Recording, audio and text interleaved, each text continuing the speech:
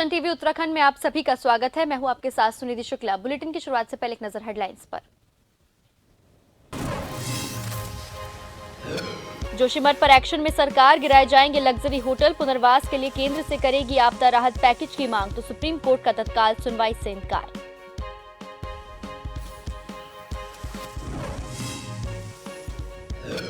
जोशीमठ को बचाने को लेकर एक्शन प्लान तैयार, प्रशासन ने कई घरों को किया रेड जोन घोषित, पीड़ित परिवारों को राहत शिविर में पहुंचाया।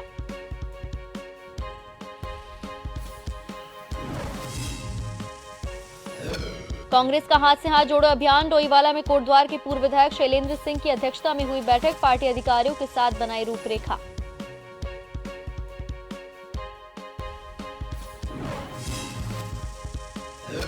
अंकिता मर्डर केस, 3 आरोपियों के नार्को और पॉलीग्राफ टेस्ट पर हुई सुनवाई, अब बुधवार को फैसला सुनाएगी कोर्ट।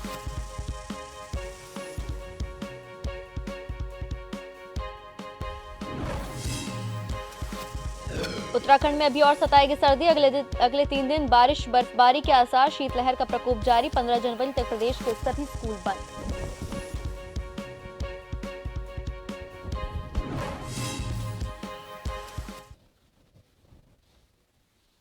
अब खबरें विस्तार से। जोशीमठ आपदा में असुरक्षित भवनों को तोड़ने की कार्रवाई की जाएगी। प्रशासन ने होटल माउंट व्यू और मलारिन होटल का सर्वे किया है। पिटकुल के कर्मचारियों ने विद्युत आपूर्ति के तार हटाए। मौके पर पुलिस, एसडीआरएफ, एनडीआरएफ की टीम मौजूद है। लोक निर्माण के अधिकारियों का दल भी इस दौरान मौजूद है। अब तक 75 भवनों को फरमान तोड़ने का मिल गया है।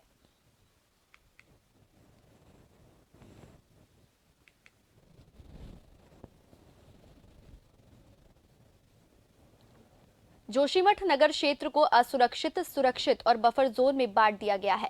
नगर के होटल माउंट व्यू और मलारी इनके समीप प्रशासन की टीम पहुंची। एसडीआरएफ समेत तमाम प्रशासन की टीम के आला अधिकारी मौजूद है।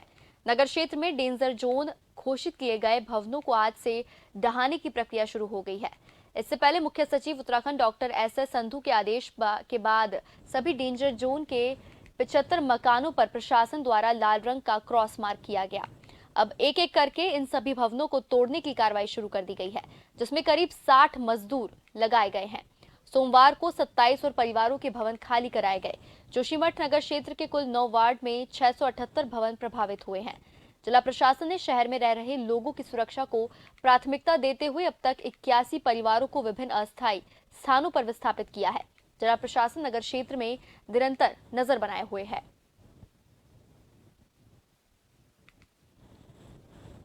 इसके अलावा हमारे पास कोई ठिकाना नहीं है, कोई कहीं हमारे पास कोई दूसरा घर नहीं है। मलारी में है 2 कमरे हैं, वो छोटे छोटे कमरे, वहाँ आजकल हम जा नहीं सकते। अब समझ में नहीं आ रहा कि हम जाएं तो जाएं कहाँ, क्या करें, क्या हमारा गुजारा होगा, कहाँ से हमारा खर्चा निकलेगा, कुछ समझ में नहीं आ रहा। हम तो बेघर हो चुके हैं। तरफ से अब तक कोई जानकारी नहीं दी गई है और ना ही हमारे संज्ञान में ये बात लाई है। ये बात अलग है कि हम इसको तिल तिल करके डूबते हुए देख रहे हैं। और मैं तो जब इस उन परिस्थितियों में हमने इसको बनाया था जब मेरा किडनी ट्रांसप्लांट हुआ था और मैं यहाँ पर आया था, मेरे सामने सबसे बड़ी रोजगार की समस्या थी और हमने किसी तरह से इसको किसी से, अपने रिश्तेदारों से, भाइयों से, इस तरह करके थोड़ा बहुत पैसा जुटा के इसको बनाना शुरू किया था। और बनाते बनाते हमने जो भी बनाया बना के आज हमने इसको खड़ा किया। हमको उस समय लोग राय देते थे कि तुम यहाँ क्यों बना रहे हो, इसको नीचे बनाओ, यहाँ पर क्या भविष्य है। हमने कहा भाई हमारा घर यही है तो हमारा भविष्य यही है। आकलन का तो हमें अभी भी नहीं पता कि आकलन हुआ है और नोटिस तो अभी आया नहीं है। सीधा सुबह यहाँ पे हमें न्यूज़ में पता चला कि आज यहाँ दृष्टिकरण शुरू कर रहे हैं, तब जाके पता चल रहा है कि तोड़ने की बात चल रही है। वरना तो अभी ना प्रशासन की तरफ से नोटिस आया है, ना हमें पता है कि हमारे मकान या ज़मीन की वैल्यूएशन कितनी है। इस वक्त हम लोग मौजूद हैं जोशीमठ के, जहां पर 2 बहुमंजिला इमारत है, उसके समीप हम लोग मौजूद हैं और इस वक्त हमारी टीम ग्राउंड जीरो पर मौजूद है। और आप देख सकते हैं मेरे पीछे जो सामने आप देख सकते हैं होटल माउंट व्यू और होटल मलारिन है, जो कि अब कुछ देर बाद यहाँ पर पलवर में जमींदोज हो जाएंगे। हालांकि अगर बात की जाए यहाँ पर शासन प्रशासन की टीम यहाँ पर इस वक्त मौजूद है, तमाम आला अधिकारी यहाँ पर मौजूद है। ये देख सकते हैं आप सामने, ये बिजली के तार पे विद्युत विभाग के कर्मचारी चढ़े हुए हैं जो विद्युत लाइनों को निकाल रहे हैं। हालांकि प्रक्रिया जरूर जारी है, लेकिन देख सकते हैं ये होटल जो देख सकते हैं बहुमंजिला इमारत है, ये कुछ देर बाद यहाँ पर जमींदोज हो जाएंगे। प्रक्रिया यहाँ पर चालू है। देख सकते हैं तस्वीरें हैं जोशीमठ की और जोशीमठ थाने के पास पास 2 बहुमंजिला इमारत है जो इस वक्त पूरी तरह से खतरे की जद में पहुंच चुके हैं। हालांकि इसके नीचे की अगर बात की जाए तो यहाँ पर दर्जनों परिवार इसके नीचे से रहते हैं। उन्होंने कई बार मांग भी की थी कि उन्हें हटाया जाए इन दोनों होटलों को, लेकिन आप बात देख सकते हैं किस तरह से शासन प्रशासन की यहाँ पर हथौड़ा इस वक्त चलता हुआ दिखाई दे रहा है। कैमरामैन साथी रुपेश चौहान के साथ नवीन सिंह, जोशीमठ। मुख्यमंत्री पुष्कर सिंह धामी ने कहा कि जोशीमठ को बचाना और लोगों की जान माल की सुरक्षा करना सरकार की पहली प्राथमिकता है। धामी ने सभी लोगों से अनुरोध किया है कि वे इस समय मिलजुल कर जोशीमठ को बचाने के लिए आगे आएं। सरकार के साथ ही जितने सामाजिक और राजनीतिक संगठन हैं, सभी को एक टीम वर्क के रूप में काम करना चाहिए। वहीं मीडिया से बातचीत में धामी ने कहा कि अब तक 81 परिवारों को सुरक्षित स्थानों पर शिफ्ट कर दिया गया है। इसके अलावा एक नया भूधसाव जोन बनाया गया है, जिसकी जद में 678 परिवार आ रहे हैं। इन्हें भी शिफ्ट किया जाएगा। सरकार प्रभावित परिवारों के लिए लघु और दीर्घकालिक योजना पर तेजी से आगे बढ़ रही है। पीपलकोटी, गौचर आदि स्थानों पर जहां भी सुरक्षित जमीनें उपलब्ध हैं, प्रभावितों को बसाने की योजना पर भी काम शुरू किया जा रहा है। प्रधानमंत्री नरेंद्र मोदी भी लगातार जोशीमठ भूधसाव की समीक्षा कर रहे हैं।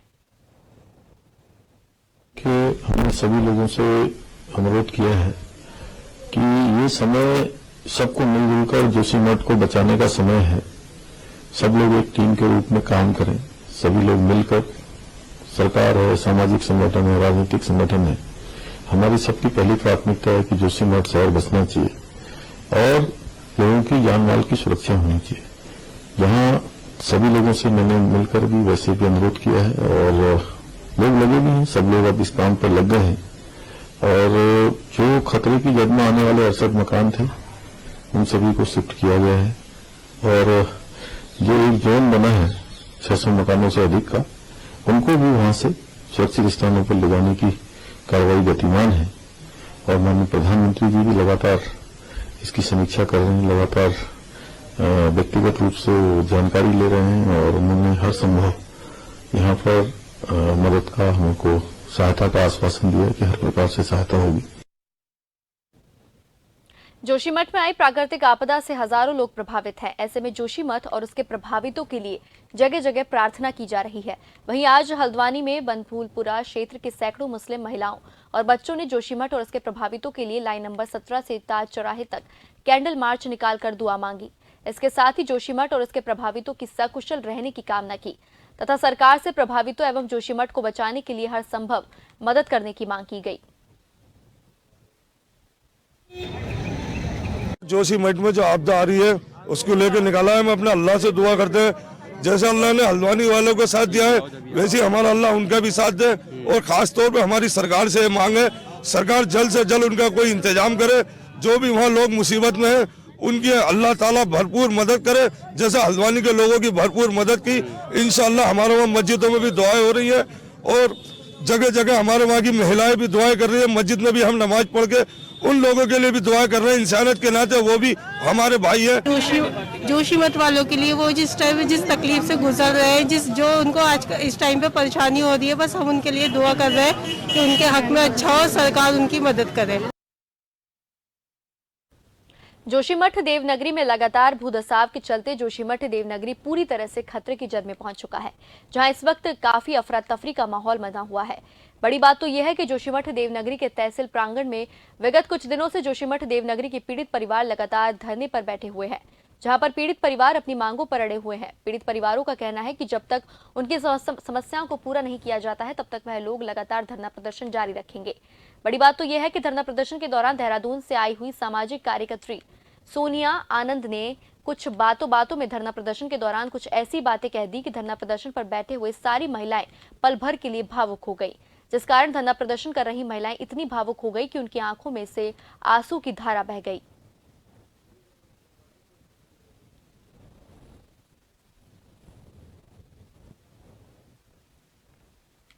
मैं आज बहुत की इतिहास होता है, ऐसी जगह को हमें बचाना सबसे पहले हमारा महत्वपूर्ण काम तो यही है।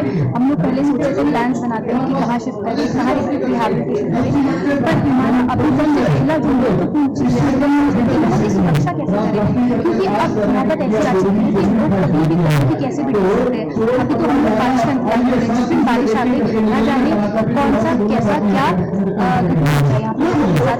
इसी इन सब चीज़ों को देखते हुए हम लोग यहाँ पे धरना प्रदर्शन आंदोलन जारी रखेंगे ताकि हमारी बातें सरकार तक पहुँचे। जैसे समुद्र देख पानी बिल्कुल केमिकल जलता हुआ दिखाई दे रहा है। जब से दो तब से दो, लेकिन हम तो अपनी आंख से देख रहे हैं कि ये तेल का पानी है, तेल है। तो कई कागज की देखी, मैं कहूँ आखन की देखी दिखाई दे रही है। वही बोलना चाह रहा हूँ कि केमिकल दिखाई दे रहा है। आज से विगत 24 तारीख से लगातार शासन प्रशासन को, मुख्यमंत्री जी को ज्ञापन दे रहे हैं। ज्ञापन एक ही चीज के लिए दे रहे हैं कि जोशीमठ को किसी तरह से बचाया जाए, जिसके लिए सरकार पूरी तरह विफल हो गई है और यहाँ के जो लोग हैं उनको बचाने में सफल नहीं हो पा रही। और देहरादून में जाके जो भी डिसीजन हो रहे, देहरादून में जाके हो रहे, जितनी भी संघर्ष समिति की मांग थी, किसी एक मांग को इन्होंने पूरा नहीं किया। केवल राहत बचाव कार्य करने के लिए यहाँ पर फोर्स लगा दी गई है, जो अनावश्यक तरीके से भी किसी का घर अगर सही है उसको वहां से उठा रहे हैं, जो कि चिंताजनक विषय है। और सरकार इसमें पूरा विफल हो चुकी है और आज रोड पर आने को लोग मजबूर है क्योंकि उनकी नीचे की जमीनें फट चुकी है। जोशीमठ देवनगरी इस वक्त पूरी तरह से दरारों से पड़ा हुआ है, जिस कारण जोशीमठ नगर के अधिकांश घरों में इस वक्त दहशत का माहौल बना हुआ है। यहाँ तक कि कई परिवारों ने अपना घर बार सब कुछ छोड़ दिया है और सुरक्षित स्थानों पर चले गए हैं। बड़ी बात तो यह भी है कि आजकल जोशीमठ नगर के कई घर रेड जोन में घोषित कर दिए गए हैं, जिन घरों के आगे से लाल क्रॉस का निशान लग चुका है, जो घर अब पूरी तरह से खाली भी हो चुके हैं और प्रशासन की टीम के द्वारा उन पीड़ित परिवारों को राहत शिविर तक पहुंचा दिया गया है। लेकिन बड़ी बात यह भी है कि अभी भी सैकड़ों पर घर ऐसे हैं जो घर कभी भी खतरे की जद में आ सकते हैं, जिन घरों में आए दिन मोटी मोटी दरारें देखने को मिल रही है, जिस कारण जोशीमठ नगर वासियों में काफी दहशत का माहौल बना हुआ है।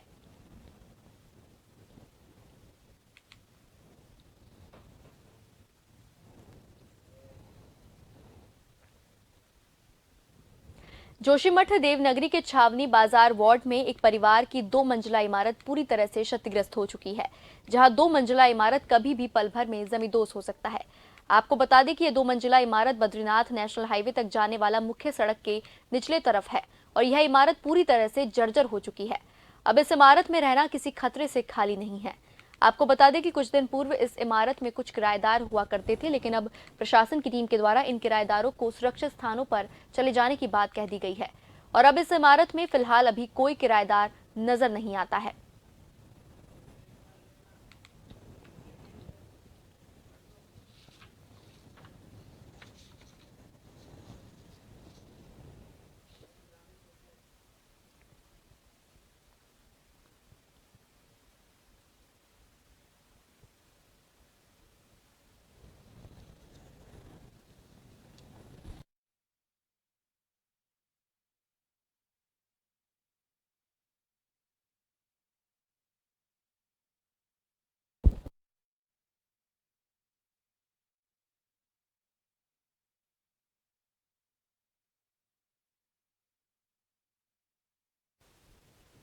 वहीं जोशीमठ के इस संकट की घड़ी के बीच अब सियासत भी शुरू हो चुकी है। देखिए एक रिपोर्ट।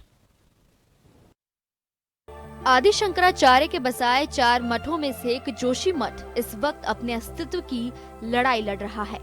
उत्तराखंड का जोशीमठ इन दिनों पूरी दुनिया में चर्चा का विषय है। जोशीमठ में स्थिति गंभीर बनी हुई है, लेकिन अब इस पर सियासत भी शुरू हो गई है। लेकिन इस वक्त जरूरत है कि लोग अपने मवेशियों को लेकर सुरक्षित जगह पर स्थानांतरित करें और सरकार लगातार ऐसी जगह का चिन्हीकरण भी कर रही है। पीएमओ से लगातार इसकी मॉनिटरिंग भी की जा रही है, लेकिन इससे इधर कांग्रेस और बीजेपी एक दूसरे पर आरोप प्रत्यारोप लगाते नजर आ रहे हैं। कांग्रेस नेता पवन खेड़ा ने सवाल किया कि जोशीमठ में सब कुछ टूट गया, क्या संज्ञान ले रही है सरकार? तो वहीं कैबिनेट सुबोध उनियाल ने कहा कि जोशीमठ भूदसाव पर सरकार पूरी गंभीरता के साथ काम कर रही है, इसमें केंद्र का भी पूरा सहयोग मिल रहा है, लेकिन विपक्ष आपदा में भी राजनीति करने से बाज नहीं आ रहा। किसी परीक्षण के बिना किसी साइंटिफिक जांच के जो आरोप लगाए जा रहे हैं, और मैंने जैसे आपसे कहा कि ये टनल्स कांग्रेस की सरकार में भी बनी और हमारी सरकार में भी रही, तो किसी केवल एक के कोर्ट में बॉल फेंक देना, ये मैं समझता हूं कि बिल्कुल गलत है। और इस समय सारे विपक्षी दलों को भी चाहिए, सरकार का भी आह्वान है कि सब जो मदद आपदा के समय में लोगों की जा सकती है उसको करना उनको चाहिए, बजाय आरोप प्रत्यारोप की राजनीति करने के। कैबिनेट मंत्री सुबोध उनियाल ने विपक्ष पर जोशीमठ के मुद्दे को लेकर जब कहा कि विपक्ष आपदा में भी राजनीति करने से बाज नहीं आ रहा, तो इस पर कांग्रेस प्रदेश अध्यक्ष करण माहरा ने अपनी प्रतिक्रिया देते हुए कहा कि अगर जो हमने देखा है वही हम कह रहे हैं। अगर बद्रीनाथ की तरह वन टाइम सेटलमेंट की बात करना अगर राजनीति है, विस्थापितों को देहरादून में बसने की बात कर रहे हैं और प्रभावित लोगों के सहायता करना सियासत है, तो हाँ, हम राजनीति कर रहे हैं। इसके साथ ही उन्होंने आरोप भी लगाया कि सरकार का कोई भी मंत्री जोशीमठ में जाकर हेलीकॉप्टर घुमाकर वापस आ रहे हैं। सूर्यकांत धस्माना जी वहाँ सामग्री बांट रहे हैं और हम सब लोगों के बीच में हर वार्ड में गए। उनके सुबोध उनियाल जी के कितने मंत्री वार्डों में घूम के लोगों से मिले हैं। उनके अध्यक्ष का जो इस समय तात्कालिक अध्यक्ष है, वहाँ के पूर्व विधायक हैं, वो कल पहुँचे हैं 10 तारीख को, और घटना को घटे हुए 18 से 20 दिन हो गए और 1 तारीख से वो घटना बढ़ी है। सुबोध उनियाल जी ने जो कहा वो अपनी समझ से कहा। जोशीमठ के अस्तित्व को लेकर जहां तमाम पर्यावरणविद और भूवैज्ञानिक सरकारों को चेताते रहे हैं, यहां तक कि स्थानीय लोगों ने जोशीमठ बचाओ संघर्ष समिति भी बनाई, पर किसी भी सरकार ने कोई बड़ा कदम जोशीमठ के बचाव को लेकर नहीं उठाया। बहरहाल सरकार ने जर्जर मकानों को गिराने की कार्रवाई शुरू कर दी है, लेकिन अब देखना यह होगा कि सरकार जोशीमठ के लोगों को कब और कहां पर विस्थापित करती है। ब्यूरो रिपोर्ट, जन टीवी, उत्तराखंड।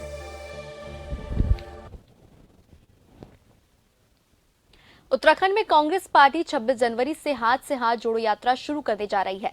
इसके लिए डोईवाला के जोलीग्रांट में कोटद्वार के पूर्व विधायक शैलेंद्र सिंह रावत की अध्यक्षता में परवादून जिला कांग्रेस की बैठक आयोजित की गई। बैठक में परवादून जिला अध्यक्ष अश्विनी बहुगुणा, मनोज नौटियाल और हेमा पुरोहितों के साथ दर्जनों पदाधिकारी और कार्यकर्ताओं ने हाथ से हाथ मिलाकर देश की एकता का संदेश देते हुए बैठक की शुरुआत की। बैठक में मौजूद ऋषिकेश और डोईवाला क्षेत्र के तमाम वरिष्ठ नेता और कार्यकर्ताओं ने कहा कि आगामी 26 जनवरी से शुरू होने जा रही हाथ से हाथ जोड़ो यात्रा के माध्यम से हमें एकता का संदेश देना है। 26 जनवरी से जो कि राष्ट्रीय कार्यकारिणी कांग्रेस कार्यकारिणी का राजस्थान में जो एक संकल्प शिविर हुआ था, तो उसमें कुछ उद्देश्य और कुछ हमारे आगे हमारे संदेश होने हैं जो पूरे भारत के लिए।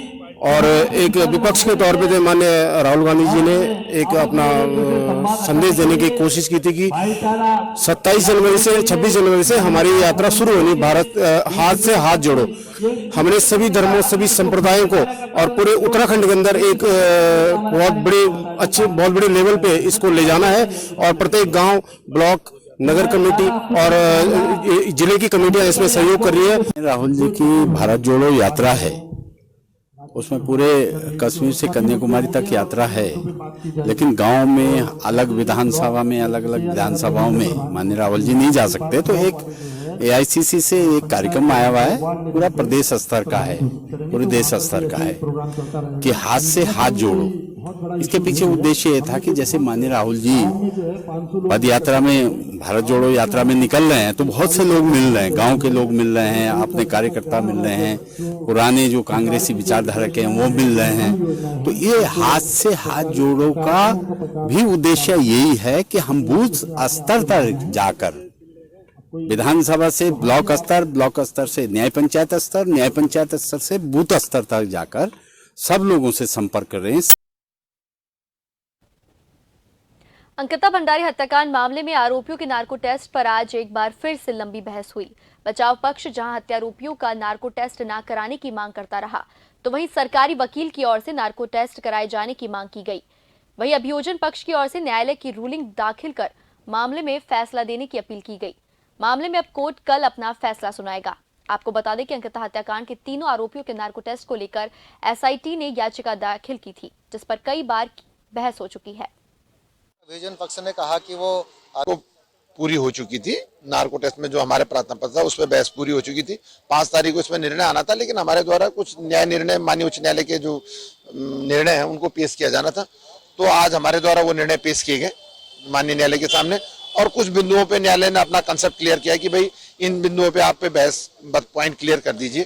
तो हमारा कहना यह था कि उनकी एक तरीके से उनकी सहमति आ चुकी है, और उस दशा में जबकि उनकी सहमति आ चुकी है तो अब इसमें नार्को का अक्यूज तीनों मुलजिमों का नार्को किया जाना जरूरी है। जबकि बचाव पक्ष के अधिवक्ता द्वारा ये कहा गया कि उनको फिजिकली न्यायालय में पेश किया जाए, पर ऐसा कोई मैंडेटरी नहीं है कि उनको फिजिकली पेश किया जाए, क्योंकि जो भी वीसी से उनसे पूछा जाता था वो किसी दबाव में नहीं पूछा जाता, उनसे स्वेच्छा से पूछा था। माननीय न्यायालय सर्वप्रथम यही पहले पूछता है उनसे कि आपको कोई दबाव नहीं है, आप बिना किसी दबाव के जो अपनी बात कहना चाहते हैं वो कहें। तो अब आज इस तरीके से इसमें पूरी बहस पूरी हो चुकी है, निर्णय दिए जा चुके हैं। अब इसमें कल नार्को टेस्ट में प्रार्थना पत्र के निस्तारण में फैसला माननीय न्यायालय का आ जाएगा। इस मामले में बहस हुई और अभियोजन पक्ष ने कहा कि वो अभियुक्त गण की शर्तों के अनुसार नार्को करवाने के लिए तैयार हैं। ये उन्होंने बात रखी है न्यायालय के समक्ष। हालांकि ये बात लिखित में नहीं कही, उन्होंने मौखिक बोला है। तो इस मामले में कोर्ट ने कहा है कि अभी वो अभियुक्त गण को वीसी से जोड़ेंगे, उनसे भी वार्ता करेंगे और उसके बाद न्यायालय इस मामले में कल निर्णय देगा। यमकेश्वर विधानसभा क्षेत्र के श्री गुरुराम राय इंटर कॉलेज दियोला पौखल में टीचर के द्वारा एक छात्रा को बड़ी बेरहमी से पीटे जाने का वीडियो वायरल हो रहा है। टीचर द्वारा अपनी ही क्लास की छात्रा को बर्तन न धोने की वजह से पीटा जा रहा है। जानकारी के अनुसार ये वीडियो विद्यालय में 7 दिवसीय एनएसएस कैंप के दौरान का है। घटना का वीडियो वायरल होने के बाद अपर जिला शिक्षा अधिकारी पौड़ी ने इस मामले का संज्ञान लेते हुए मामले में जांच के आदेश दिए हैं और उचित कार्रवाई की जाएगी। इस वीडियो की जानकारी मुझे आज ही प्राप्त हुई है। SGRR इंटर कॉलेज देवला पोखाल का मामला है, जिसमें एक शिक्षिका कुछ बच्चियों को मार रही है और निश्चित तौर से वो मारने का तरीका गलत है और कुछ लोग बीच बचाव भी कर रहे हैं तो उनसे वो झगड़ रही है। मैं मामले की जांच करा रहा हूं। मैंने खंड शिक्षा अधिकारी दुगड्डा को इस बारे में टेलीफोनिक वार्ता कर ली है और उनको जांच के आदेश कर दिए हैं और उनकी आख्या आते ही इस शिक्षिका के विरुद्ध कार्रवाई की जाएगी। कुमाऊं मंडल में ड्यूटी कर रहे पुलिस कर्मियों को अचानक छुट्टी के लिए अब परेशान नहीं होना पड़ेगा। अधिकारियों को व्हाट्सएप पर जानकारी देने से ही अब पुलिस कर्मियों को छुट्टी मिल जाएगी। आईजी कुमाऊं डॉक्टर नीलेश आनंद भरने ने पुलिस कर्मियों की परेशानी को देखते हुए यह पहल की है। अक्सर दूरस्थ क्षेत्र में ड्यूटी कर रहे पुलिस कर्मियों को विभागीय अधिकारियों के पास छुट्टी लेने के लिए चक्कर काटने पड़ते थे, लिहाजा अब इमरजेंसी पड़ने पर व्हाट्सएप के माध्यम से भी पुलिस कर्मियों को छुट्टी दी जाएगी। आईजी ने इसके आदेश भी जारी कर दिए हैं।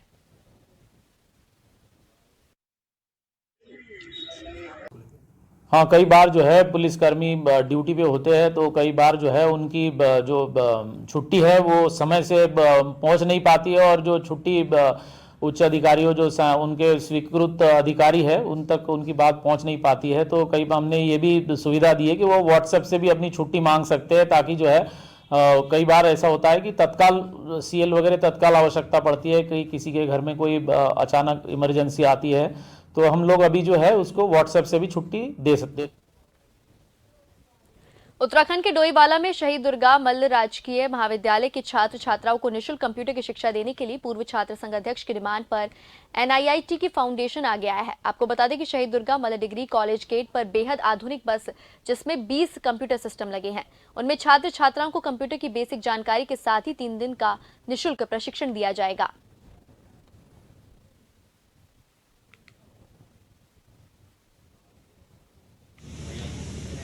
हम काफ़ी समय से देख रहे थे कि बच्चे कंप्यूटर सेंटर जाते हैं लेकिन वहाँ पैसे देते हैं, है ना, कोई कंप्यूटर सिखाते भी ढंग से नहीं सिखा पाते कभी कभी। लेकिन हमने सोचा कि मतलब यहाँ पर जब फ्री में हो रहा है हर चीज़, फाउंडेशन वगैरह करवा रहे हैं, तो हम यहाँ पर इस जगह फ्री में बस लगा के बच्चों को वो शिक्षा प्रोवाइड करवाएंगे जो और जगह नहीं होती है। क्योंकि पैसा देना इससे अच्छा है कि यहाँ पर आइए, 4 महीने यहाँ बस खड़ी रहेगी कॉलेज में, और हमारे कॉलेज में बच्चे 1000-1500 कम से कम बच्चे हैं, तो यहाँ पर फ्री में शिक्षा ले सकते हैं वो उस चीज़ के लिए।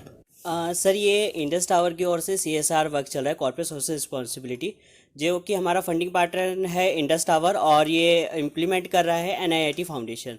तो इसके अंतर्गत हम बेसिक कंप्यूटर कोर्स कराते हैं और साइबर सिक्योरिटी कोर्स कराते हैं। जितने हमारे बेसिक कोर्स है वो हम कराते हैं। जैसे कि आप लोग देखते हैं कि काफ़ी जो गवर्नमेंट स्कूल्स हैं और जो हमारे गांव के विलेजेस हैं, जो पुअर कम्युनिटी के स्टूडेंट हैं, उनको ये सब चीज़ें शिक्षा नहीं मिल पाती है। परंतु हम इस बस के थ्रू गांव-गांव जाके स्कूल जाके हम वो जो बेसिक कंप्यूटर का आजकल डिजिटल लिटरेसी का ज़माना है उसको हम पूरा कर रहे हैं, ताकि हर एक बच्चा डिजिटल हो और पूरे सभी स्टूडेंट गांव वाले वो सब सीख पाएँ। तो इसमें 14 साल से 60 साल तक का कोई भी इसमें व्यक्ति सीख सकता है। उत्तराखंड के रुड़की में खेत से किसान का शव मिला, जिसके अज्ञात लोगों ने गोली मारकर हत्या कर दी। मंगलवार सुबह खेत पर कई किसानों ने शव देखकर पुलिस को सूचना दी। मौके पर पहुंचे सीओ मंगलोर और एसपी देहात ने मौका मुआयना किया। मामला भगवानपुर थाना क्षेत्र का है। उधम सिंह नगर के प्रांतीय उद्योग व्यापार मंडल पदाधिकारियों के बीच चल रहा विवाद थमने का नाम नहीं ले रहा। कुछ दिनों पूर्व व्यापार मंडल नगर अध्यक्ष राजकुमार बजाज ने युवा इकाई के पदाधिकारियों की घोषणा की, जिसके बाद मामले ने तूल पकड़ लिया। विरोध के चलते जिला इकाई ने घोषित कार्यकारिणी को भंग कर दिया था। कार्यकारिणी की घोषणा के बाद विरोध करते हुए व्यापार मंडल महामंत्री विजय अरोरा एवं कोषाध्यक्ष नितिन फुटेला ने अपने पद से इस्तीफा दे दिया था। जिला कार्यकारिणी ने दोनों पदाधिकारियों का इस्तीफा नामंजूर कर दिया।